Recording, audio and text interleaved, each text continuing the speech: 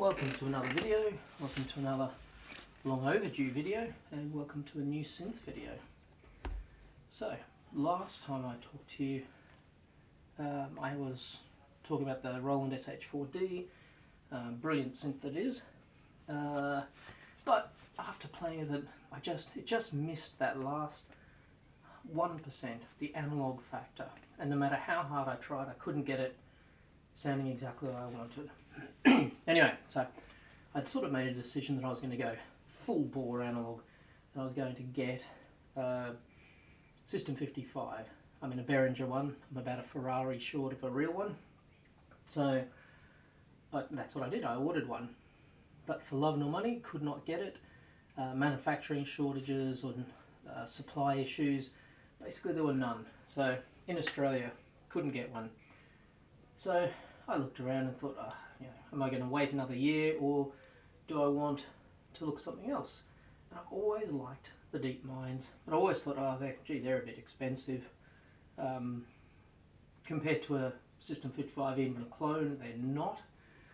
And I thought, well, I've got the refund, let's do it. And so for about half the price of a 55 clone, I got the Deepmind.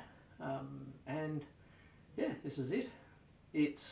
I'm not going to go over it, no tutorial, no sort of going through everything.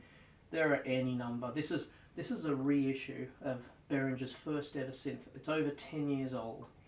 I mean, not this particular one, but the Deepmind. It's heavily influenced by the Juno 106, as you can imagine. It looks like it. They've even coloured it now, but it's not a Juno. It'll do almost everything a Juno will do, plus more. That's the base. So anyway, that's enough of that. First thing is, this is an analog synth. All the sound engine is analog. We have digitally controlled analog oscillators going to an analog filter, analog VCA, and you can bypass all effects and things like that. So you end up with a completely analog path. So,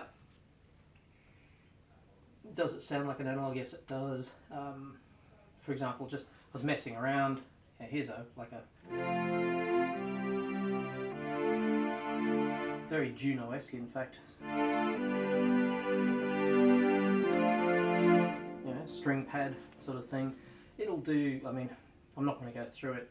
Basically, any of my analog videos, any of my things like going on the Crave, the Behringer 2600, even the Make Noise, if you can do it on that, you can do it on this. Okay. Now the one thing that most people say as well, it's only got two waveform types. It's got a saw and a square. Okay, that's more a pulse, because pulse width modulation. The second oscillator, in a Juno, it's a pure sub-oscillator.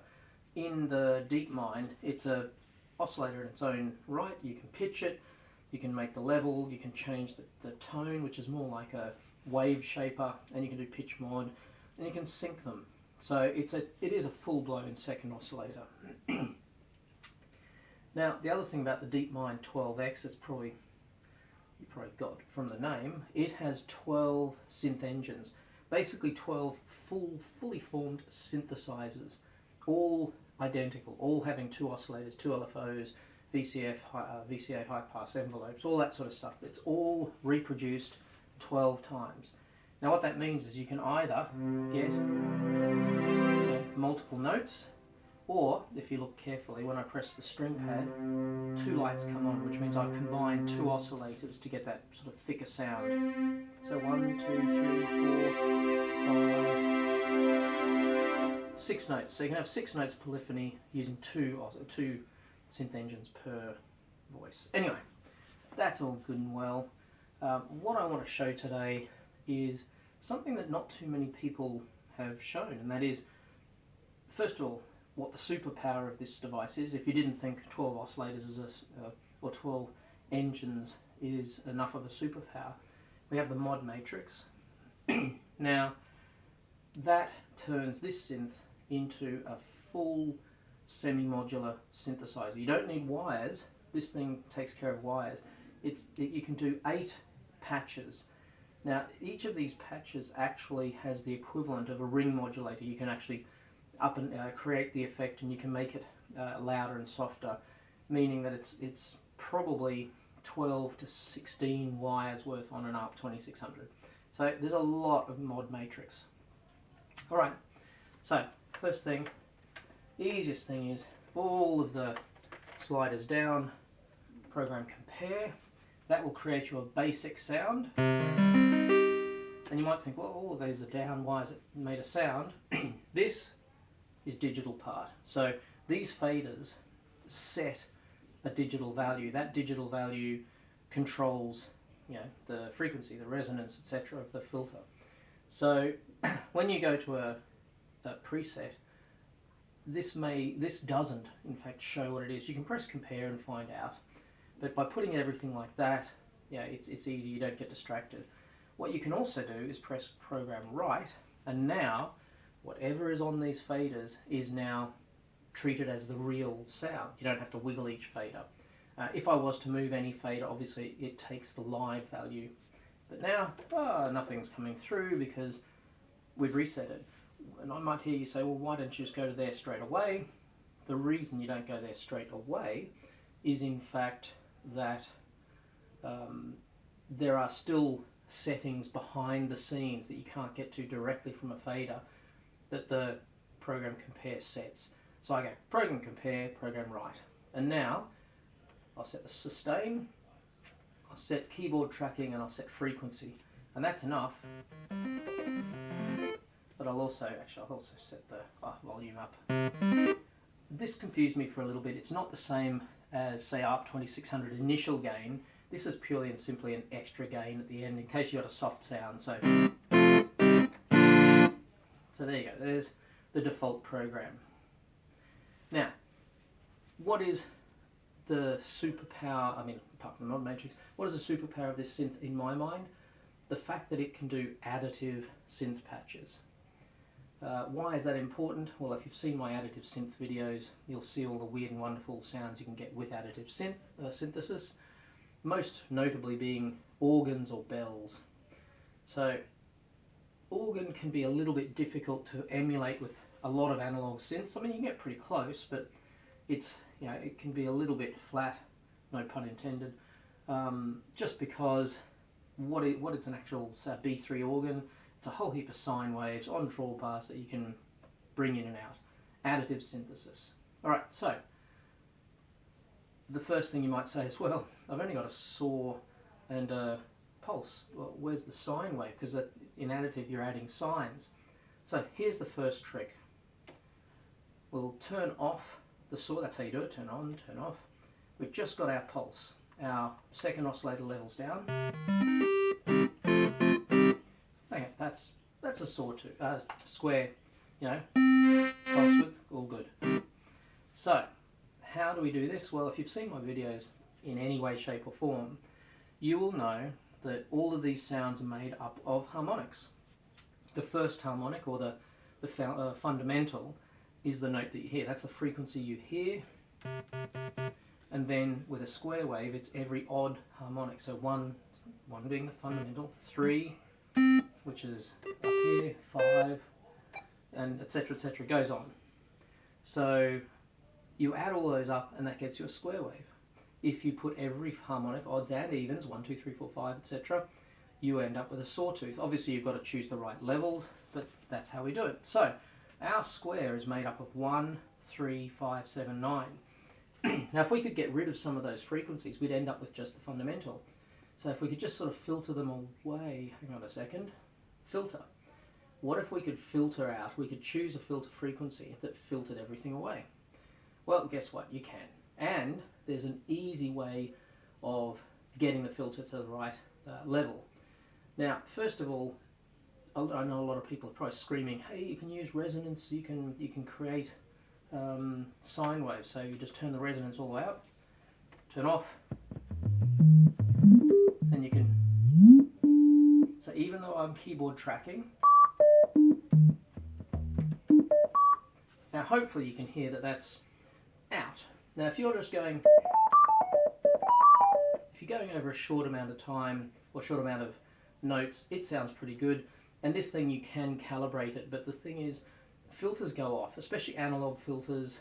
You know, the frequencies, it doesn't hold frequency as well as an oscillator. It's not meant to. There are ones that are better than some, but you know what?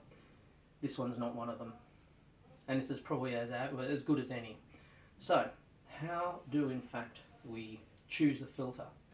So, we'll go back, our square wave, turn the resonance up, not all the way, so it's not self-oscillating. Say that's about 7, and now I can sweep it. Now I'm going to choose a slightly higher note. It doesn't matter, because I've got the keyboard tracking up, it doesn't matter which note I choose, because the filter frequency actually goes up and down with the note. But as I sweep down, listen carefully. This is an analog filter. Some digital filters don't do this, but analogs definitely do. It picks out harmonics. So as I go down, you'll hear all the odd harmonics being louder and softer. Now at the very top end, you won't hear anything because they're so close, it sounds like it's continuous. And the other thing is, you won't hear anything now because this filter goes up to 25 or 30 kilohertz, some huge, ridiculous amount, and you'll never hear. But if I drag this down, actually the other thing I will do first of all is, and I wish this was the default, it has velocity sensitivity. So I don't really want velocity sensitivity. So unfortunately when you reset, it always turns it back on. That's the first thing I do normally. Yeah, so got our note. Hear those normal filter sweep type thing. Now we're getting to the point where, there, so you can go, see it's louder. And there you are. That is the note. So we've set the filter to the same as that note. Now if you want, you can, in this thing, once you've used a slider, the rotary knob becomes a fine tune. So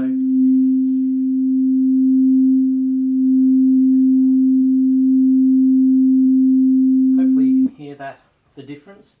But anyway, turn off the resonance. Now that is very quiet. Again, hopefully the microphone picks that up. I'm going up, the higher you go, the easier it is to hear sine waves. That's a sine. Now there is also another trick, and I said I didn't use the resonance. Well, I don't use it in self-resonating, but if you want to make it louder, resonance picks out frequencies. Now if the filter's set to the same note as the fundamental, all it's going to do is just basically amplify it. So if you listen, if I turn up the resonance, it gets louder until the point where it sort of tries to self-oscillate, and then they compete and they get all bad. But turn it up to about 5. And just to show you, I've got my trusty oscilloscope. Hopefully you'll be able to see this without it falling all the way over anything. So I'll just hold it there. Ooh, that's a bit high. There's a sine wave. Okay. Again, hopefully it's in focus and you can see it. But if you can't, just trust me, that's a sine wave. And that's pretty much a perfect sine wave. Because not only have we filtered out all the other frequencies, we've got the resonance basically improving that frequency, which happens to be the same as the fundamental. So there you go, we've got a sine wave. Now, triangle waves, seeing we're here, triangle waves, another emission. Ignore the LFOs for now. How do you do that? Well, if you go from 4-pole to 2-pole, you're basically just filtering off less strongly, and a little tiny bit of that third harmonic comes through. Now that's all you need. You only need 1/9 of the volume to make a triangle wave. Now technically it's the wrong phase, it should be -1/9, but you know what, we can't hear phase. So even though it may not look like a triangle wave, it will be a triangle wave. It'll sound like one. So ready? Sine.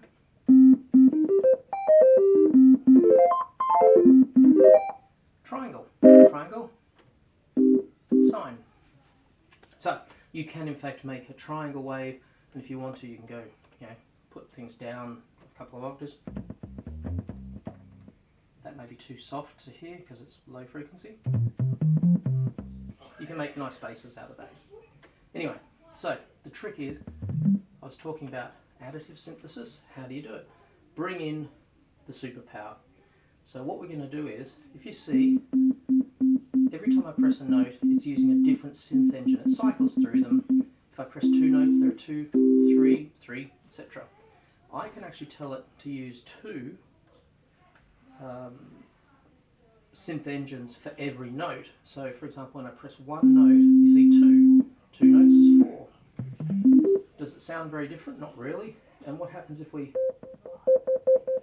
see, if I keep pressing the notes, see it's going louder and softer? That's because this is analog, it's not digital, it doesn't get reset. So any synth engines which are out of phase, some of them add the sound, some of them subtract the sound. And if you get 2 synth engines which are out of phase by 180 degrees, or the opposite, they completely cancel each other out. So that's why you hear some. Remember, I've turned off the velocity sensitivity, so that one there. So ready? Very soft, much louder. So anyhow, it also shows this is true analog. It's it's actually adding the phases and killing it. The main thing is that the digital controlled oscillator is really, really accurate. If it wasn't, when I press the notes on that one, you'd hear it phasing in and out. See? No phasing in and out. The frequencies of those 2 oscillators are pretty much perfect. So that's the part that the digital brings to it. That's really good. Anyway, as it stands like that, that would be pretty useless other than sort of for a Who introduction. But we want unison too. So how do we use that? Bring in the mod matrix. So this is my 8 mod like patch chords, if you like to consider that. Now, I don't know how good the video is, whether you can see this, but at the moment it's saying none to none. Now you can go through and menu dive and all that sort of stuff, or you can actually press and hold the mod and press a source and then press a destination and then change the value, and you can do wonderful things. There's no special shortcut for Univoice, but for example, let's say I wanted to do something else. I wanted the pressure of the note.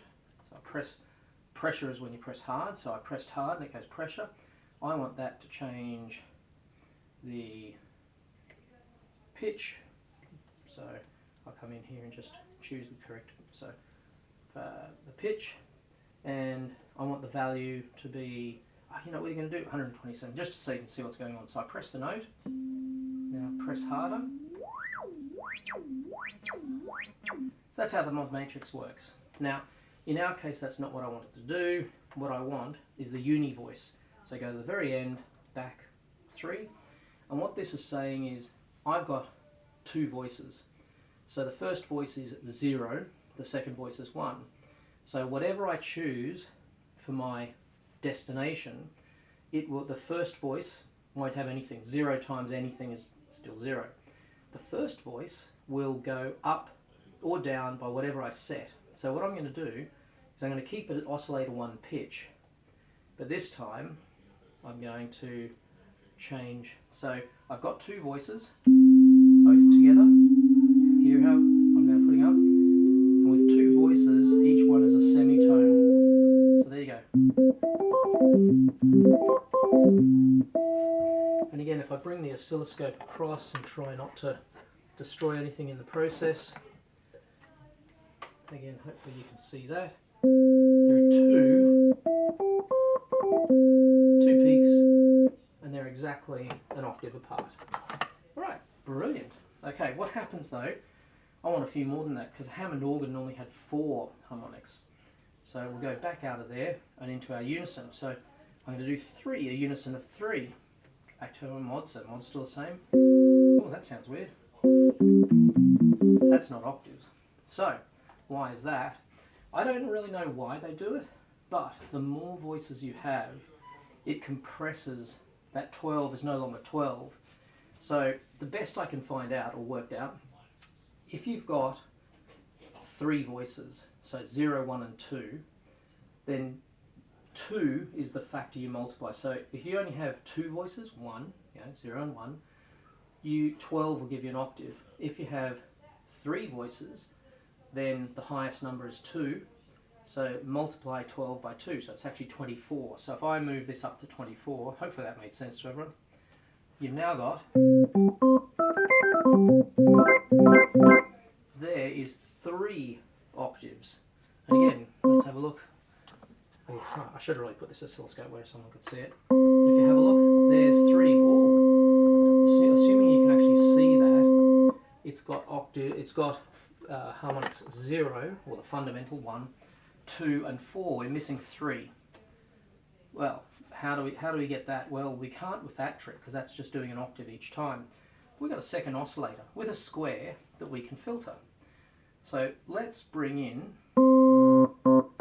okay, that's low, that's not really what we want. We want harmonic 3, so harmonic 3 is an octave plus a fifth. So if we change the pitch,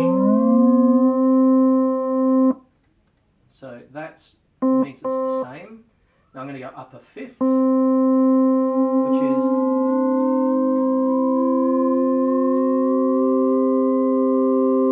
that's 7 semitones. That's a fifth. I want an octave and a fifth. So I can now come in and say, hey, oscillator 2, go to 4 feet. So now,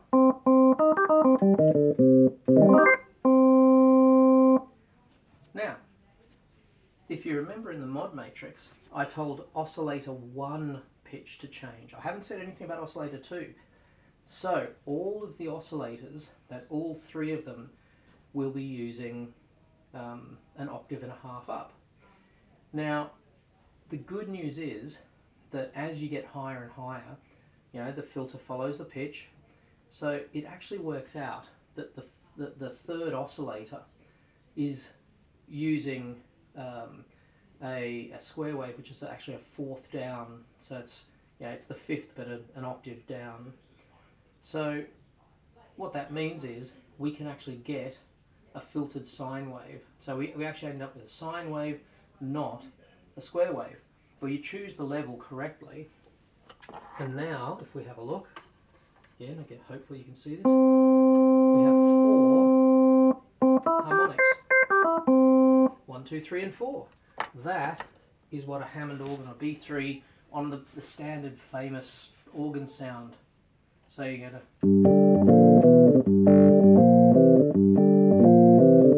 okay, that's awesome. It's missing something, isn't it? So this is where, now none of that has been digital. That's all been purely analog. So additive synth, 4 sine waves, each of the first 4 harmonics added together just like a Hammond organ. We're now going to go in and have a look at an effect. Now, it's got a brilliant effect here called rotary speaker, and guess what? That is the Hammond organ Leslie sound. So we'll leave it for now at 100%, just because we can. We can go in there, and there's a fast and a slow, so you've got lots and lots of configuration parameters. I'm going to go fast, because that's what it normally sounds like.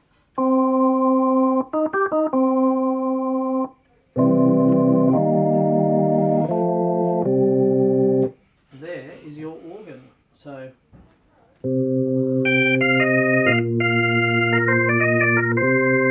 that's when you go.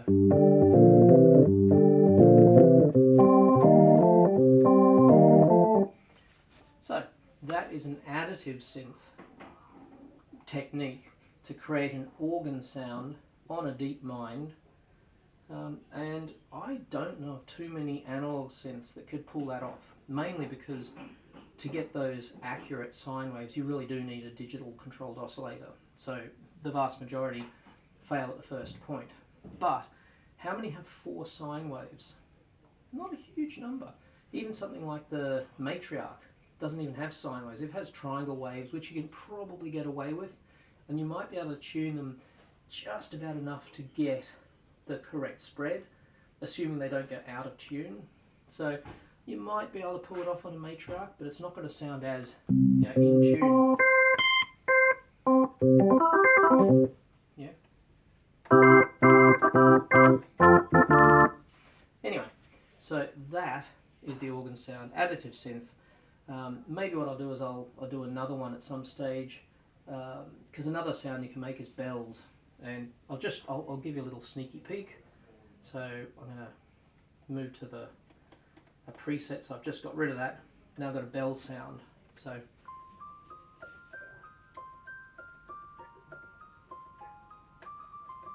now that is using harmonics 1, 6 and 8, which is actually exactly the same as an FM ratio of 7 to 1. So if you have an FM synth like a DX7 or any of those, most of their bells were 7 to 1.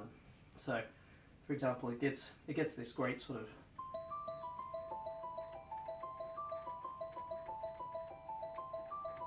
that's a bell. It's exactly the same technique, it's just choosing different harmonics. So that's what you can do when in additive mode on the Deepmind, using both superpowers, the 12 oscillators and the mod matrix. Anyway, hopefully that's been interesting to someone. If you really want me to go through other uses of this additive technique, then give me a yell. Other than that, this thing, if you can hear a Juno 106 make a sound, this will make the sound. Plus it'll do so much more. It can pretty much do anything any of my synths can do. It's a brilliant synthesizer, and for the price there's nothing close. The best you could do would be a digital, or a plug-in or something, and that sounds digital. This sounds analog. Alright, enough of that. So if you've been watching, thanks. If you made it to the end, brilliant. And hopefully we'll catch you in the next one. Alright, bye for now.